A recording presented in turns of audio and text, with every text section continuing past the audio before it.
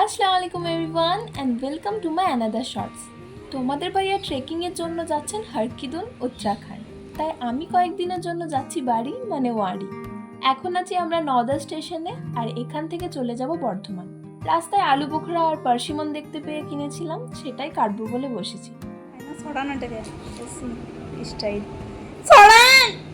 এখানে ভাইয়া আমায় বিরক্ত করছিল ফুলটা দেখিয়ে দেখিয়ে, কারণ এটা ওনার এনে দেওয়া।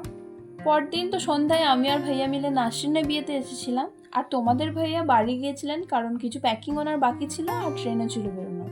নেক্সট মর্নিং আম্মুর সাথে এসেছি ছাদে, ওনার নিজ হাতে লাগানো কলমি শাক তুলছেন রান্না করবেন বলে। কলমি শাকের যে এরকম সুন্দর ফুলও হয় আমি কখনো জানতামও না বা দেখিও নি, এই প্রথমবার দেখলাম। আমাদের পরিমাণ মতো শাক তোলা হয়ে গেছে।